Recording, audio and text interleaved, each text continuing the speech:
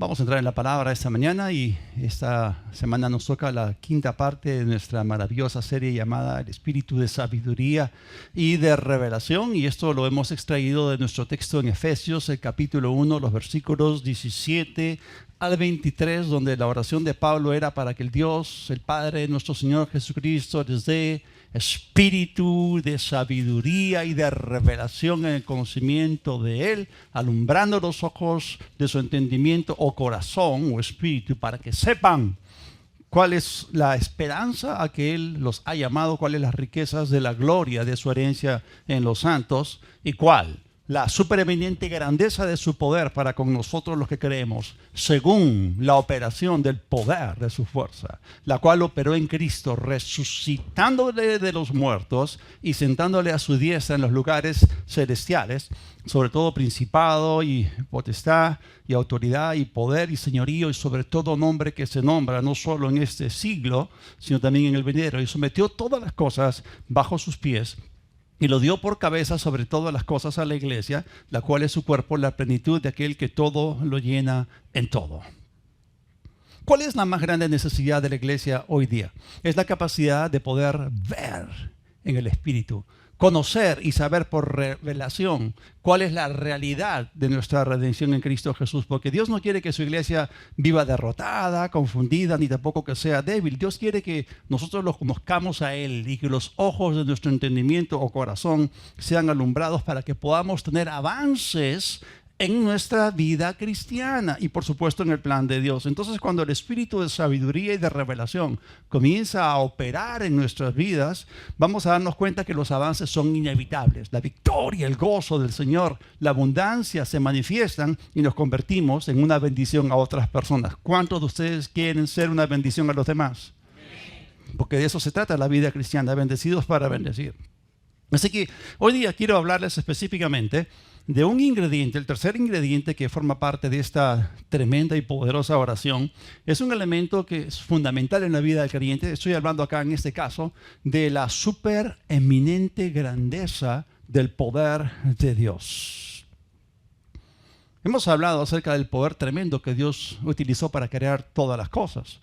¿No? La Biblia dice: en el principio creó Dios los cielos y la tierra, y en el principio Dios le habló a la sustancia material para que viniese a la existencia. Y apenas Él habló, lo que ocurrió fue que los electrones comenzaron a moverse en las órbitas, ¿no?, del núcleo de los átomos, y la creación física vino a la existencia, salió a la luz. Nosotros sabemos que la materia, ¿no?, por ejemplo esto que ha sido hecho de madera, estaba compuesto por pequeñas células de energía conocidas como átomos, ¿no? Y el tremendo poder que opera allí para sostener a los protones y a los neutrones en el centro de un átomo recién fue comprendido en el siglo pasado, fue demostrado, y este fue un gran avance dentro de la ciencia. Pero no estamos hablando acá acerca de ciencia, estamos hablando de revelación. Y Pablo, que no era un científico, oró para que la iglesia tuviera una revelación del poder que fue desatado o liberado en la resurrección de Jesucristo. Y como ya hemos dicho anteriormente, la resurrección de Cristo fue definitivamente la más grande manifestación de omnipotencia que jamás haya ocurrido en toda la historia del universo, sobrepasando grandemente al poder que fue utilizado en la creación de la materia.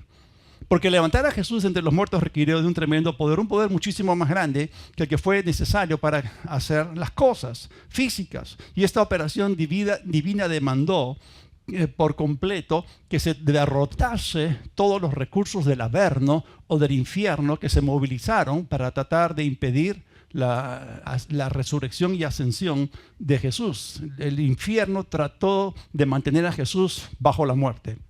Entonces, esto es exactamente lo que el apóstol Pablo tenía en mente cuando él oraba por la iglesia. Él estaba refiriéndose a ese poder tremendo que fue liberado cuando Jesús resucitó, triunfando sobre el infierno, triunfando sobre todas las fuerzas de las tinieblas. Y quiero que ustedes sepan, ¿no?, que ese mismo poder que operó en Jesucristo, la buena noticia es que también está disponible en nosotros, que también opera en nosotros a través de la fe. Así que el poder que levantó a Jesucristo entre los muertos lo hizo supremamente vencedor. sobre la fuerza, sobre las huestes del infierno, de Satanás, y vamos a darnos cuenta que la resurrección no solamente es vencer el poder de la muerte, es también anular o cancelar lo que estaba operando activamente en nuestras vidas. Estábamos separados de Dios. La muerte espiritual es el mayor problema que una persona puede tener. La mayor parte están muertos espiritualmente. Por eso hay que predicarles el evangelio, para que pasen de muerte a vida, de tinieblas a luz. Entonces, el poder de resurrección también implica que todo lo que la muerte ha hecho en nuestras vidas es completamente anulado. Y esto nos libra de la esclavitud. Ahora, hemos visto anteriormente cómo el apóstol Pablo, maravillosamente por la inspiración del Espíritu, condensó en el versículo 19 de Efesios 1, ¿no?, lo que él pudo ver, que el Dios le mostró. Vamos a ver cómo él expresó lo que a él le fue revelado en cuanto a lo maravilloso de la resurrección de Jesús. Él lo condensó en 4 palabras poderosísimas. Esas 4 palabras en diferentes traducciones, todas ellas se traducen poder. Y él las empleó para describir la naturaleza del poder que fue manifestado en la resurrección del Señor. Así que el versículo más poderoso de la Biblia es Efesios 1:19. Es tremendo. Y ahí está, ¿no? Efesios 1:19 dice, ¿y cuál? La supereminente, y aquí hay una palabra griega adicional que es uperbalo. Luego se las explico. ¿Cuál es la supereminente grandeza de su poder, dunamis, para con nosotros, los creyentes, los que creemos? ¿Según qué? Según la operación, según la energía o la actuación del poder kratos. Esa palabra significa soberanía, también significa dominio, de su fuerza, ischus, que significa fortaleza. Este versículo ya se los presenté anteriormente como el versículo más poderoso de toda la Biblia, y afirma que Dios resucitó a Jesucristo, ¿no? Y ese poder no solamente es grandioso, sino, como aquí se nos dice, es supereminentemente grandioso. Porque lo que precede a esta descripción es la palabra supereminente, que viene del griego uperbalo, que significa sobrepujante, inmensurable, extraordinaria, ilimitada, incomparable, formidable o inconmensurable. Todos estos adjetivos calificativos no están allí para exagerar. Estamos hablando de algo omnipotente. Entonces, este poder va mucho más allá de lo que se puede medir, en una medida que sobrepasa, es un poder que sobrepasa cualquier cosa conocida en el universo. Y lo tremendo de esta declaración de Pablo es que este poder estupendo no solamente obró en Cristo, también opera en nosotros. Ese poder sin límites está disponible a todos los creyentes. Este impresionante poder no debería ser una cosa extraña para los cristianos. Su infinito poder está a nuestro alcance por el espíritu de sabiduría y de revelación. Así que la grandeza de la abundante energía que resucitó a Cristo Jesús también nos resucitó y vivificó a cada uno de nosotros. El poder gigantesco detrás de esta operación divina, magnífica, derrotó por completo la muerte. Ese poder masivo, explosivo, venció a Satanás y a todos sus secuaces. Ese poder arrasó por completo las fuerzas de las tinieblas. La abrumadora grandeza de la fuerza con la cual Dios resucitó a Jesús aplastó las huestes infernales, atestándoles un golpe mortal, final, definitivo, en la cabeza. En la Biblia, herir en la cabeza significa derrocar, deponer, quitar la autoridad, quitar el dominio. Y eso fue lo que el Señor hizo en el día de la resurrección. Entonces necesitamos entender cuál fue la revelación que Pablo tuvo, porque él la quería compartir. Necesitamos entender la tremenda revelación que él fue capaz de recibir. Él pudo ver por el ojo del Espíritu algo que es impresionante. Es decir, la experiencia que él tuvo al ver todo esto en la presencia de Dios lo impactó tremendamente. Y Dios quiere que esta experiencia se replique en nosotros. Entonces él vio algo grandioso, algo glorioso, algo definitivo, que fue el triunfo de Cristo. Y lo que Pablo aquí está describiendo, la única forma en la cual lo puedo explicar o comparar, todo eso se parece mucho al relato de los testigos presenciales de la primera explosión atómica. No sé si ustedes se han dado cuenta, pero el año pasado salió en cartelera una película llamada Oppenheimer, ¿no? Y J. Robert Oppenheimer fue un científico que ayudó al desarrollo de la primera bomba atómica durante la Segunda Guerra Mundial.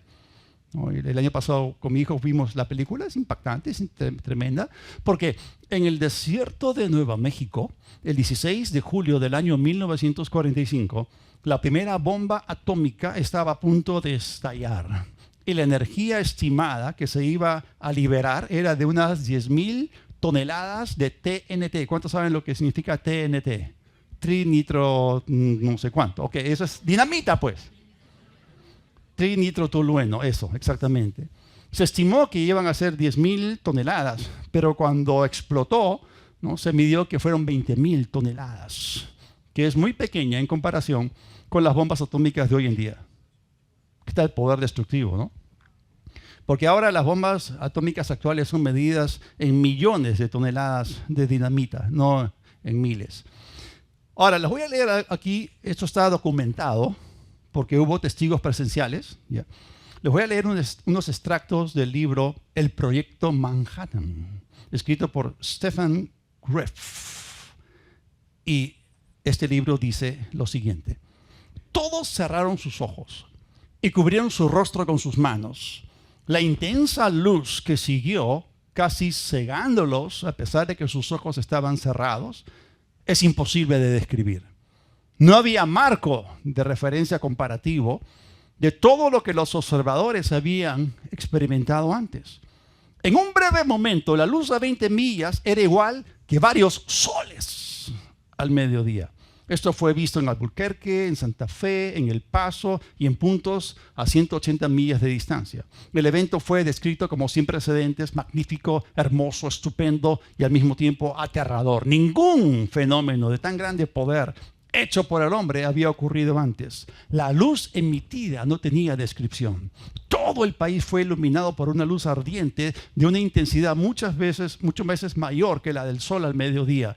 Era dorada, morada, violeta, gris y azul. Iluminó cada cumbre, cada brecha y cresta de las montañas alrededor con una claridad y belleza indescriptible. 30 segundos después de la explosión, vino en primer lugar el chorro de aire, presionando con fuerza contra personas y cosas, para ser seguido casi inmediatamente por el fuerte, sostenido, impresionante rugido, como que advertía el juicio final.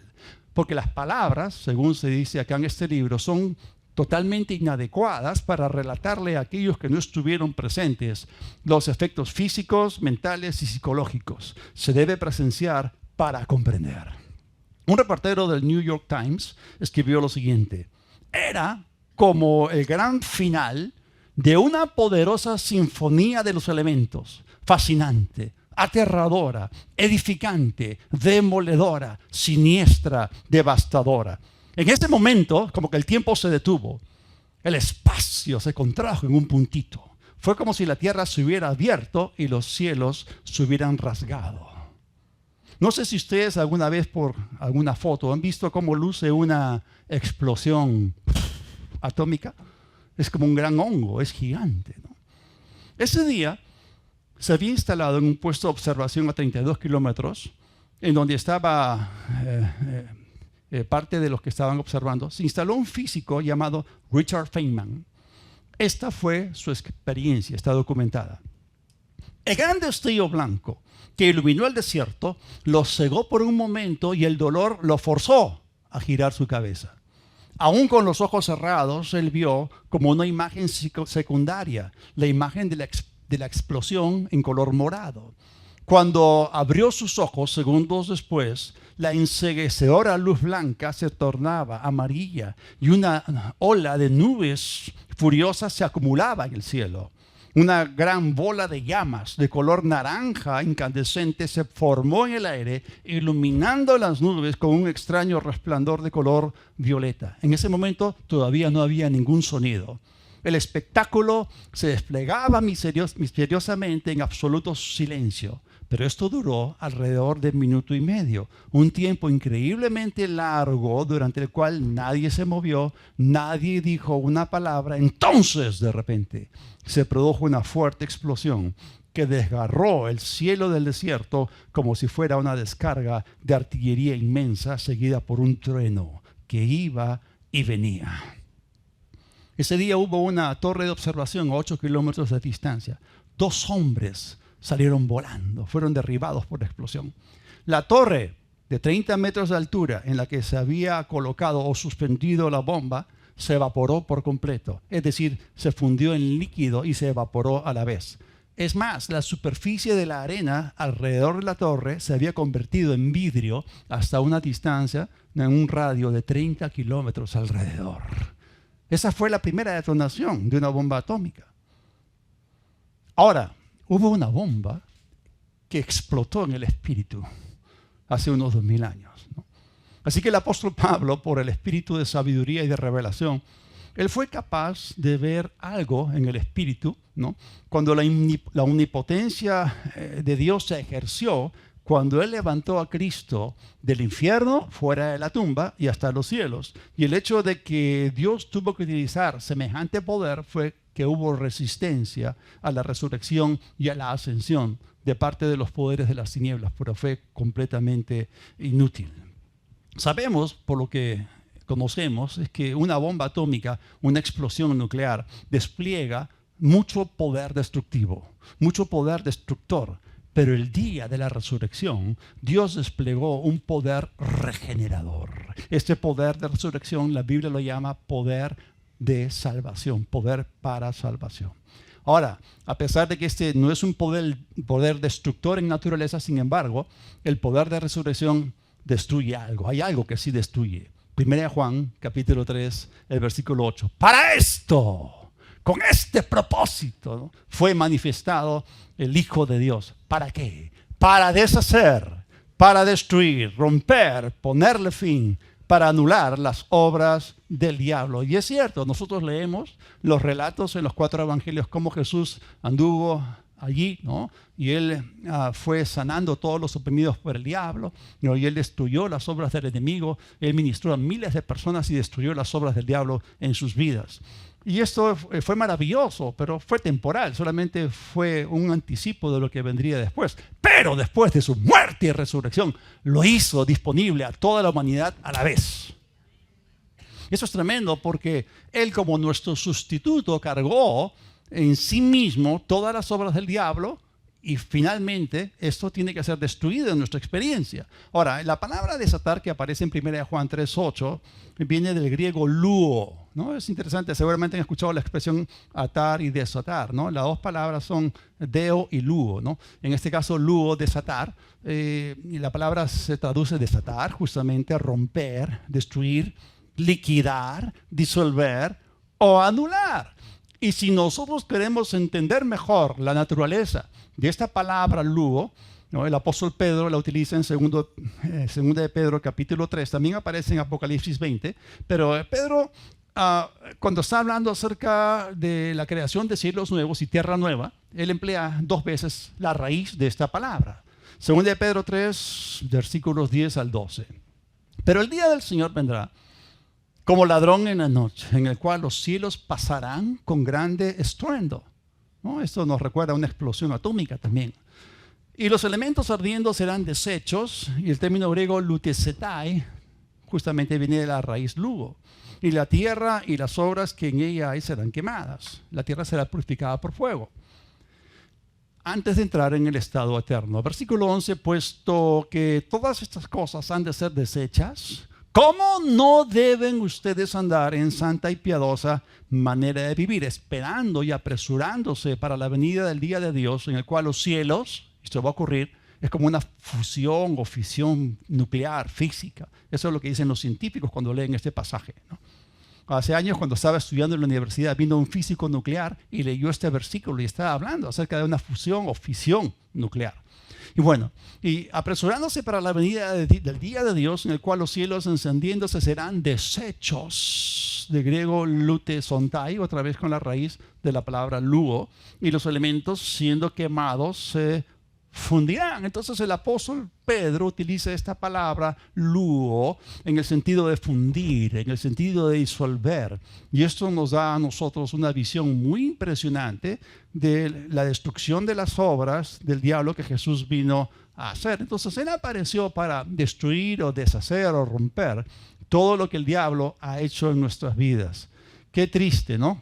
El diablo ha hecho demasiado en nuestras vidas en el pasado. Y esto nunca debió ocurrir.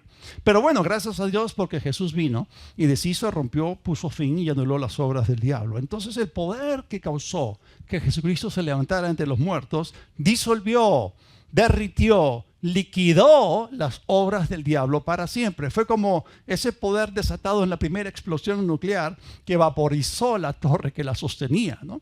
Entonces Dios hizo que como nuestro sustituto, que nosotros podamos experimentar esto. Él cargó sobre sí mismo todo lo que estaba mal en nosotros, en espíritu, en alma y cuerpo, y lo vaporizó con el poder de resurrección. O sea, cuando hablamos acerca de que las obras del diablo sean completamente anuladas o paralizadas o reducidas a cero, a la nada o a la impotencia en nuestras vidas, estamos hablando de algo que nosotros debemos ser capaces de ver. Porque si tú no lo ves en el espíritu, hermano, nunca vas a entrar en su realidad. Ah, qué bonito lo que dice el pastor. Bonito cuando lo veas. Porque vas a poder experimentarlo. Entonces Pablo vio cómo una explosión atómica de vida, luz y poder ocurrió en el infierno cuando Jesucristo resucitó en el espíritu, se levantó de allí y entró en el sepulcro, resucitó físicamente con un cuerpo inmortal y luego ascendió glorificado a los cielos. Él traspasó todos los cielos y se sentó en gloria. Entonces, en el ámbito del espíritu, este fue el más asombroso espectáculo que jamás haya ocurrido, mucho más allá de todo vocabulario o expresión que nosotros podamos utilizar naturalmente. Hermanos, yo creo que Dios creó a los ángeles antes de crear el espacio. Hay una referencia a esto en Job capítulo 38. Imagínense a los ángeles quedándose boquiabiertos al ver al Padre hablando la palabra y trayendo a la existencia este universo infinito. Si esto dejó a los ángeles boquiabiertos, ¿cuánto más ese espectáculo, esa demostración el día de la resurrección? ¡Wow!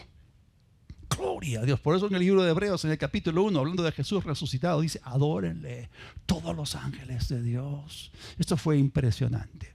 Entonces, Pablo, absorto por la revelación que había tenido de la resurrección y de su poder, anhelaba de que el creyente pudiera ver como él vio, lo que él vio, cómo este poder obró en Cristo, pero también él deseaba que los creyentes pudieran ver ese mismo poder operando activamente también en ellos.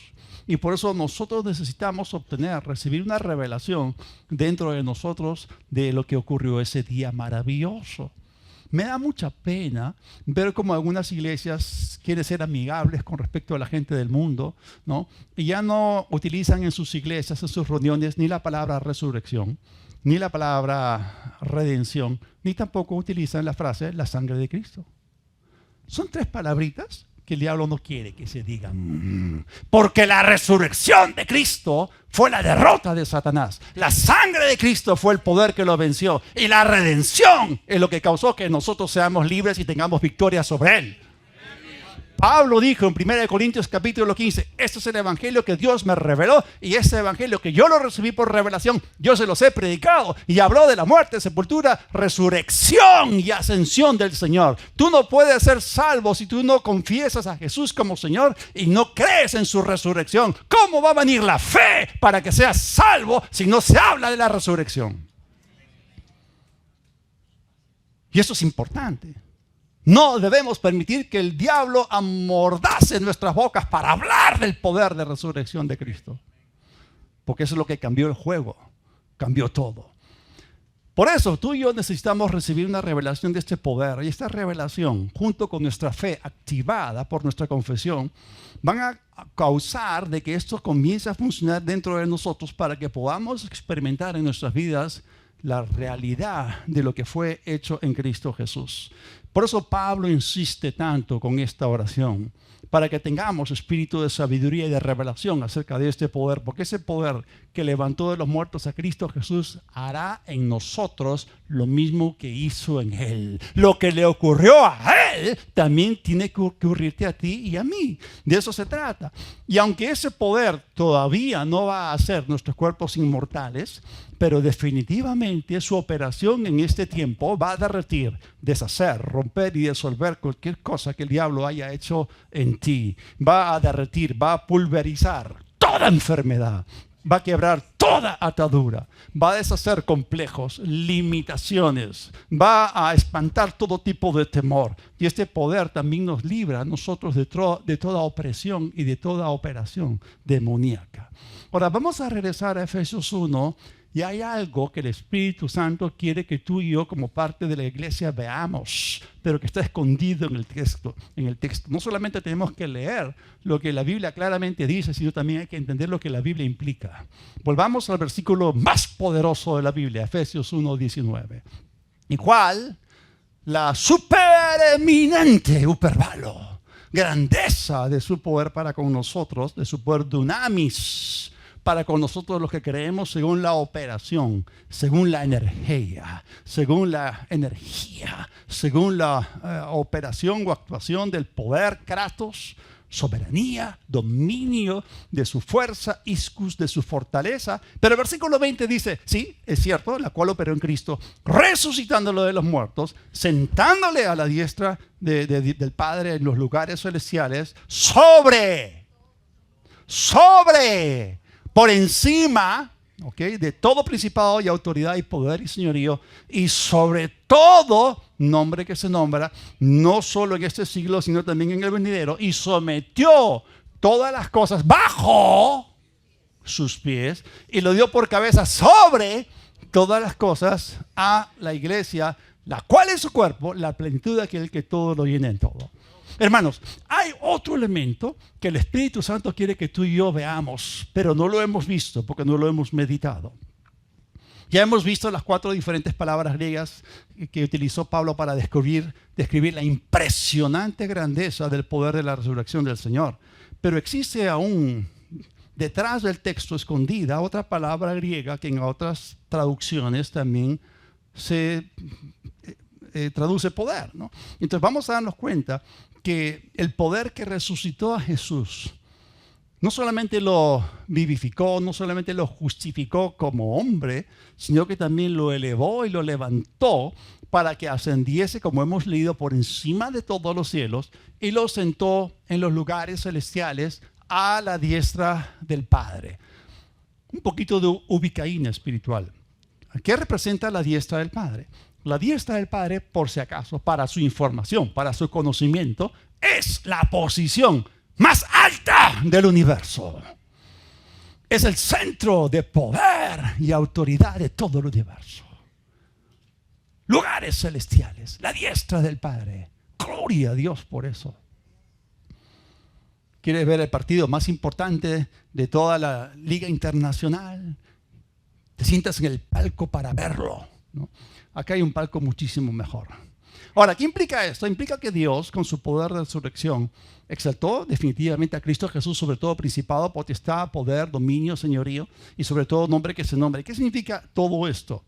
Que el día de la resurrección, el Señor Jesucristo glorioso recibió un nombre que está por encima de todo nombre y le dio a él ese día la autoridad suprema, el señorío y el dominio absoluto sobre toda fuerza demoníaca. Y lo tremendo de esa operación es que cuando Jesús ascendió y traspasó los cielos y se sentó allí a la diestra del Padre en los lugares celestiales, nosotros también fuimos exaltados y sentados con Él porque estamos en Él. Es decir, tenemos que comprender que el Padre también nos levantó a nosotros con su poder. Eso es muy importante. Efesios capítulo 2, versículo 6 nos habla, está documentado este hecho, está escrito, existe. Efesios capítulo 2, versículo 6, y juntamente con Él, ese día, a nosotros, nos resucitó. Y asimismo nos hizo sentar en los lugares celestiales en Cristo Jesús, que es el mejor lugar en el cual tú y yo podemos estar. Una tremenda realidad o verdad que comunica la parte final de Efesios 1 es la unión que existe entre la cabeza y el cuerpo. Porque el día que Dios resucitó a Jesús en el Espíritu, ustedes no vieron una cabecita flotando ¡puu! Como un globo, ¿no? Con gas helio. No, no fue una cabecita. Fue un hombre. Fue la cabeza con el cuerpo. Fue completo. Y la cabeza y el cuerpo están unidos, están conectados, no se pueden separar. Si Dios exaltó la cabeza y puso todas las cosas bajo sus pies, entonces también las puso debajo del cuerpo, porque el cuerpo está por encima de los pies. Eso significa que también esas cosas nos fueron sujetas a nosotros. Jesús es la cabeza, nosotros somos el cuerpo. Y Dios sometió todas las cosas bajo sus pies y lo dio por cabeza sobre todas las cosas a la iglesia, la cual es su cuerpo, esto es a nosotros. ¿De qué estamos hablando? Aterrizo. ¿Cuál es la quinta palabra griega que está ahí? No aparece en el texto, pero está implicada. Se las muestro. Mateo, capítulo 28, versículos 18 al versículo 19. Esto se está conectando con el día de la resurrección. Jesús se levantó, el mismo día que Jesús se levantó, pero por la noche se apareció en el aposento alto a sus discípulos y les dijo lo que le ocurrió a él en la resurrección. Ese mismo día. Jesús se acercó a ellos y les habló diciendo: toda autoridad, de griego exousia, me ha sido dada en el cielo y en la tierra. Y miren lo que dice aquí, es tremendo, ¿eh? Por tanto, vayan y hagan. Eso es tremendo. Discípulos a todas las naciones, bautizándolos en el nombre del Padre, del Hijo y del Espíritu Santo. Entonces la quinta palabra griega es la palabra exousia, que significa autoridad, se traduce también como potestad, en otras traducciones dice poder. Entonces el día que Dios resucitó a Jesús, le dio a él, al Señor, toda autoridad, como dice acá, en el cielo y en la tierra.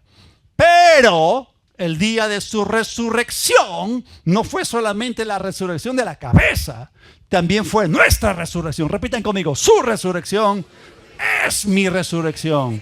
Su exaltación es también nuestra exaltación. Él se sentó y también nosotros nos sentamos. Y eso es lo que Dios quiere que veamos en el Espíritu. Entonces, como nosotros fuimos resucitados, exaltados y sentados con Él, porque estamos en Él, entonces esa misma autoridad también le fue dada a la iglesia. Porque Jesús, después de esta tremenda y poderosísima afirmación diciendo: toda potestad, toda autoridad me ha sido dada en el cielo y en la tierra, lo siguiente que hace es comisionar a su iglesia para que vayan y deshagan las obras del diablo, y les tiró el llavero, porque las llaves representan autoridad, les lanzó el llavero y le dijo: vayan y hagan las obras de Dios, deshagan las obras del diablo. De eso se trata, de eso está hablando.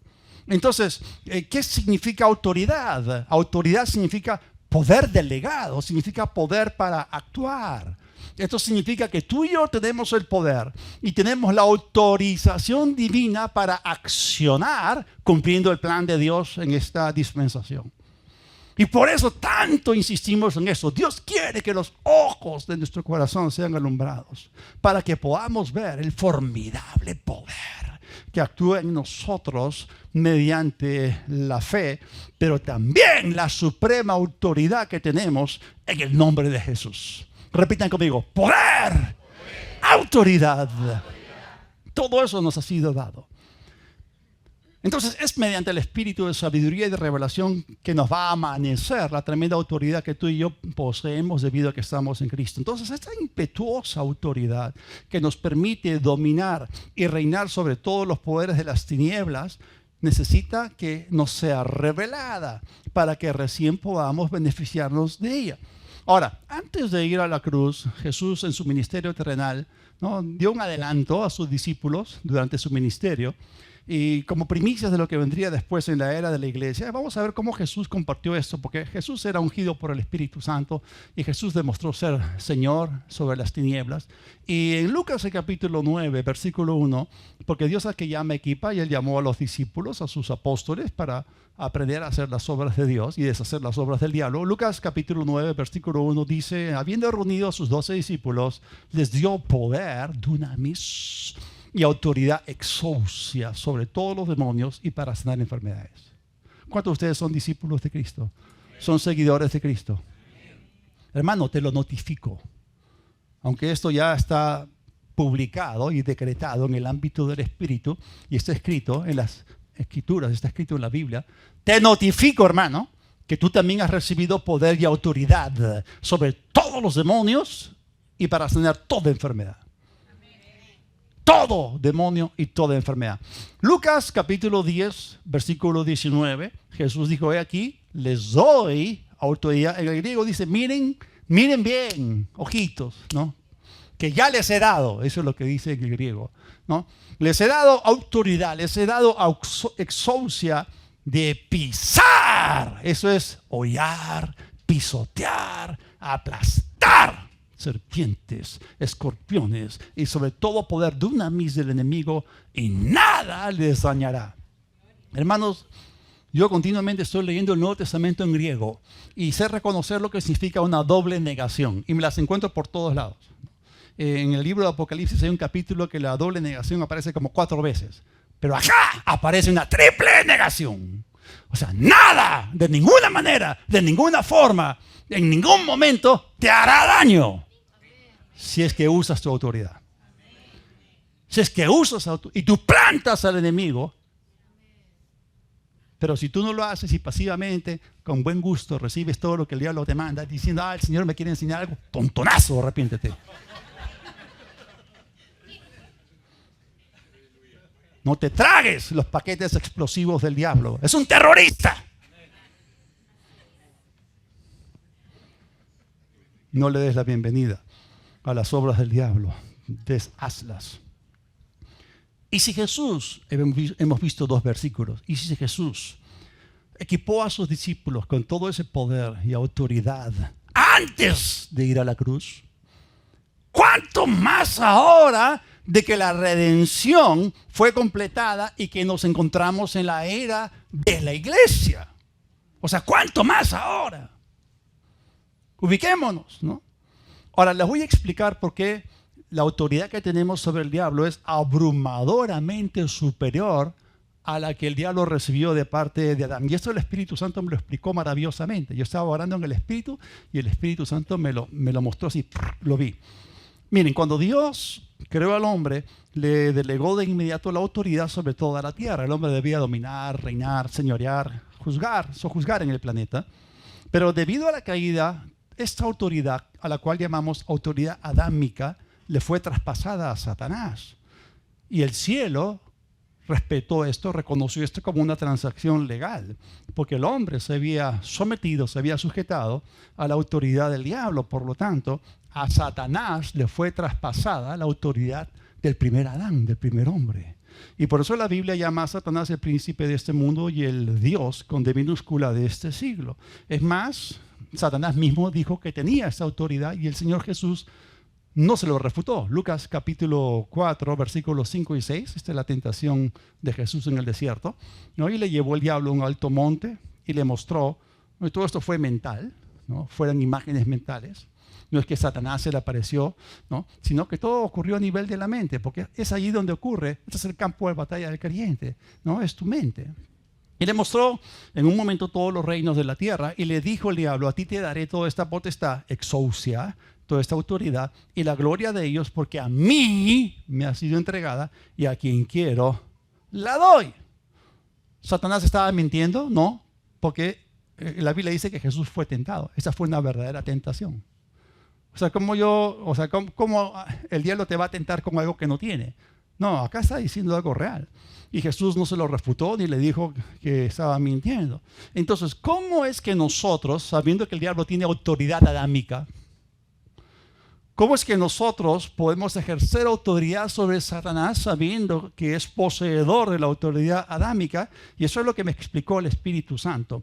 Nosotros, como iglesia en Cristo, no poseemos la autoridad del primer Adán, porque tenemos algo superior. Tenemos la autoridad o la potestad del segundo Adán, quien fue exaltado sobre todo y que recibió del Padre un nombre que es sobre todo nombre. Y esto está correctamente documentado en las epístolas, en este caso Filipenses, el capítulo 2, versículos de 9 al 11, donde dice: por lo cual, el día de la resurrección, Dios también le exaltó hasta lo sumo y le dio un nombre que es sobre todo nombre. ¿Para qué? Para que en el nombre de Jesús, esta es la parte operativa, para que en el nombre de Jesús se doble toda rodilla de los que están en los cielos, en la tierra y debajo de la tierra, y toda lengua confiese que Jesús es el Señor, para gloria de Dios Padre. Entonces, entendamos esto.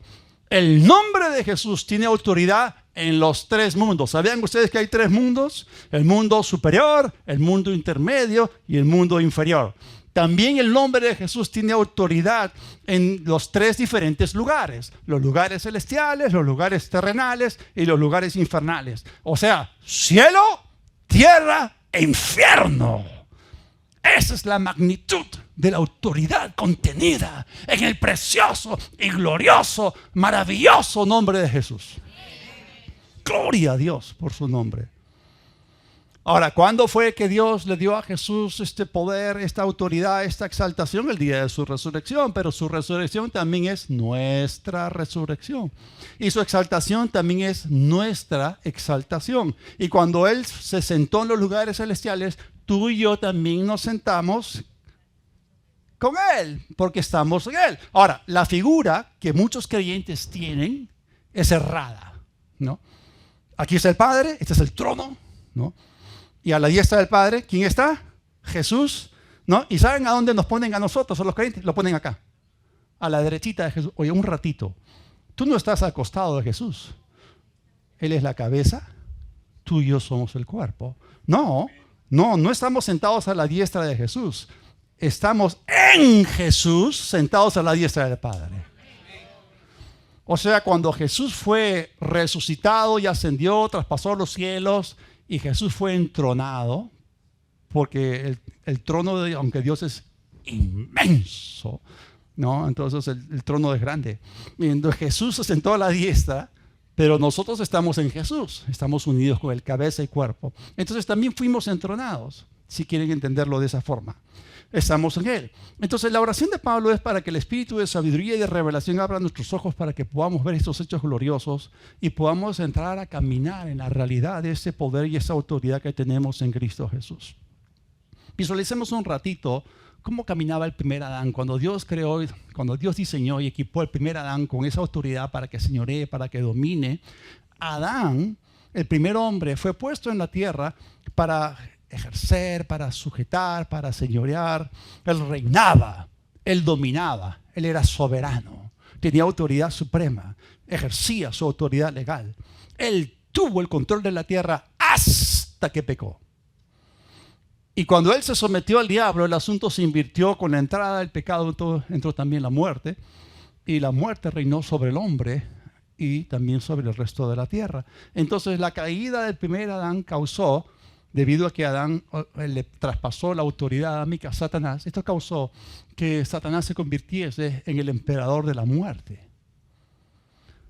Pero por la redención efectuada por la muerte del segundo Adán, se destruyó, se desarmó y se anuló y paralizó al diablo para siempre. Miren lo que dice Hebreos capítulo 2, versículo 14.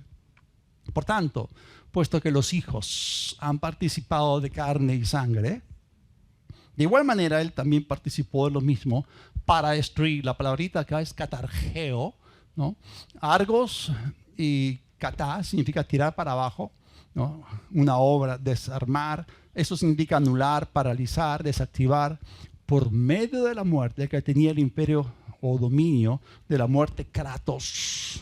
Esto es al diablo. Entonces esto significa que Jesús, como dice acá, por medio de su encarnación, muerte, resurrección y ascensión al cielo, destruyó, derrotó, paralizó, desactivó todas las pretensiones y reclamos legales del diablo, del enemigo sobre nuestras vidas. Él no tiene ningún derecho legal sobre ti. No le perteneces, tú eres de Cristo. Has sido sellado con su Espíritu Santo, has sido comprado por su sangre, has sido engendrado por Dios, has sido adoptado hijo de Dios, has sido renacido del Espíritu.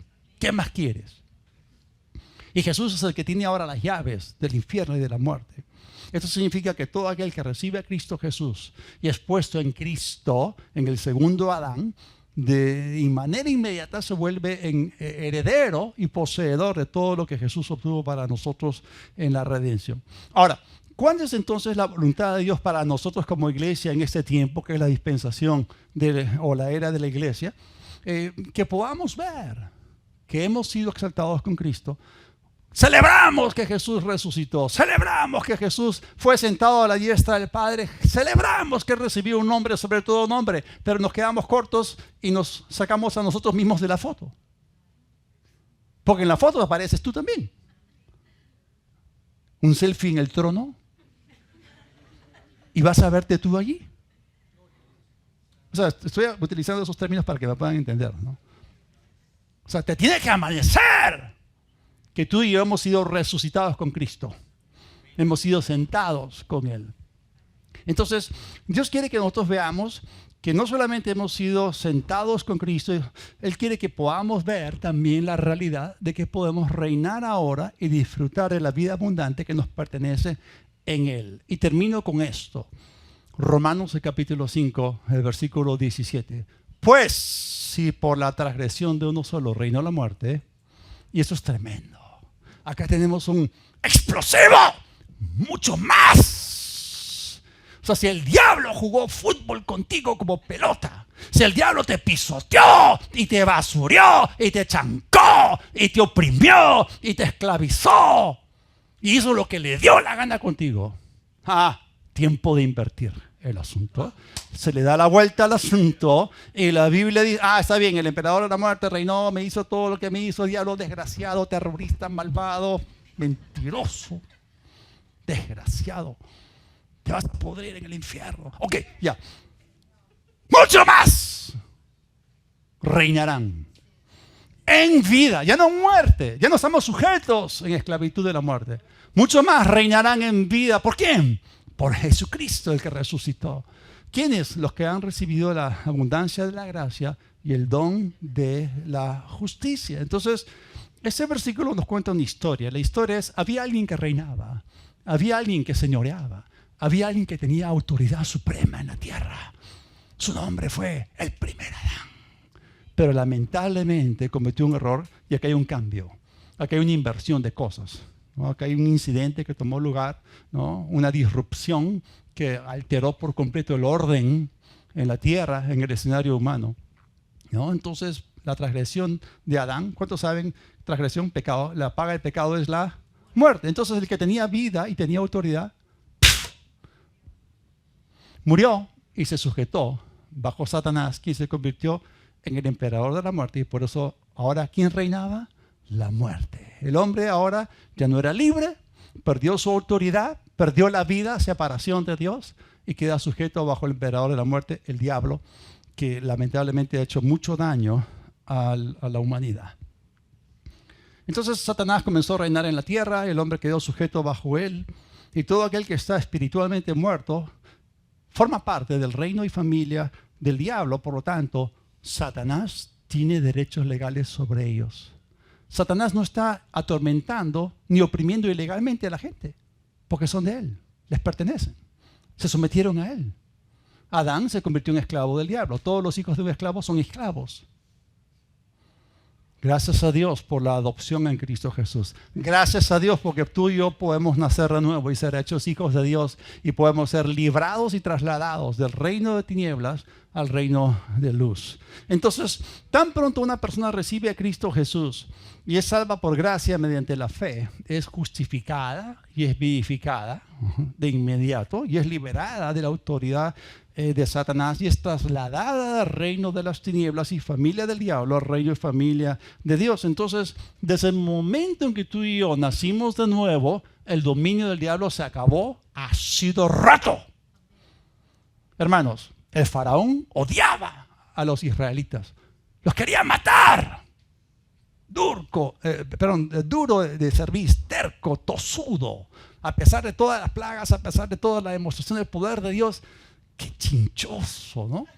Y siguió ahí, dale y dale. Él se puso a sí mismo en una posición inconveniente, en el lugar incorrecto, en el momento incorrecto. Sonó, pues, ¿no? Entonces, el día que Faraón y todos sus ejércitos se ahogaron en el Mar Rojo, ese día todas las pretensiones y derechos que él pensaba tener sobre los israelitas se acabaron. Se acabaron. Ellos voltearon, no había faraón, no había carros jalados por caballos, no había ejércitos. ¡Cero! Y tú miras atrás a la cruz. No diablo, no hay diablo, en el sentido, está derrotado. Entonces su dominio se acabó, ha sido roto, tú eres libre. Y esas son las buenas noticias que nosotros tenemos que ver. Y por eso el diablo ya no reina sobre nosotros, porque Él no es nuestro Señor, Jesús es nuestro Señor.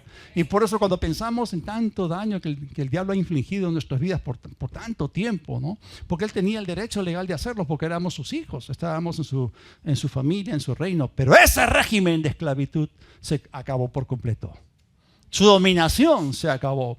Ahora somos libres, libres del pecado, de la muerte espiritual, libres del diablo. Entonces, ahora que las condiciones han cambiado dramáticamente, nosotros tenemos que mirarnos, empezar a mirarnos como Dios nos ve. ¿Cómo? Reinando en vida como reyes en nuestro dominio por Jesucristo. Entonces, no te mires más a ti mismo como víctima, sino mírate como un vencedor, no como cola, sino como cabeza, no debajo, sino encima. Y por eso la abundancia de la gracia, de la cual se dice aquí que nosotros hemos recibido, y el don de la justicia, porque hemos sido justificados, hemos sido edificados, el don de la gracia, ¿sabes lo que ha hecho el don de la gracia en tu vida? Te ha levantado y te ha exaltado a una posición en la cual tú reinas como un rey, lleno de la vida de Dios por medio de Jesucristo.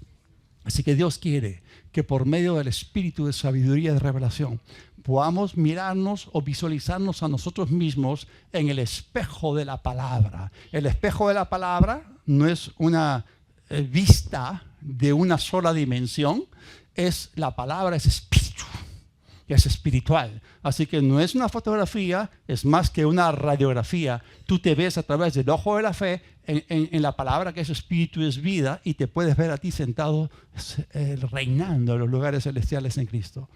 Por eso, hermanos, no dejemos de hacer la oración de Efesios capítulo 1 en primera persona todos los días. Si pueden, háganlo mañana, tarde y noche. Por lo menos háganlo 6 meses hasta que la revelación se active en sus vidas, porque es allí que cosas tremendas van a ocurrir. Es allí que los goles ocurren en la cancha. Es allí que las cosas ocurren. Seremos completamente transformados cuando podamos ver lo que Dios ve como Dios ve. Oremos. Padre, gracias. Gracias por todo lo que tú has hecho. Padre, queremos entrar en la ley del reconocimiento. Reconocer las tremendas obras en la redención. Padre, que tengamos esa revelación redentiva o esa revelación redentora en la cual podamos ver aquello a lo cual tú nos has llamado, nos has capacitado. Señor, te agradecemos todo. Te agradecemos, Señor, por todo lo que tú has depositado a favor nuestro en Cristo Jesús. Para tu gloria, en el nombre de Jesús. Amén. Y todo eso funciona solamente en Cristo Jesús. Si es que hay alguien aquí que aún no ha recibido a Cristo, no ha confesado el señorío de Jesucristo para romper la señoría del diablo, no ha creído en la resurrección del Señor para pasar de muerte a vida, hoy día tú puedes ser salvo. Hoy día tú puedes empezar una nueva vida sentado en lugares celestiales. Y por eso, ahí donde estás, cierra tus ojos y repite conmigo: Dios de los cielos, te doy gracias por la redención. Te doy gracias por Jesucristo. Jesús, acudo a ti. He pecado contra ti. Me arrepiento. Perdóname.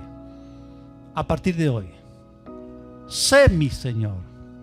Y creo que el tremendo poder de Dios te resucitó de la muerte. Gracias por el regalo de la vida eterna. Viviré para ti te serviré todos los días, por toda la eternidad. En el nombre de Jesús. Amén.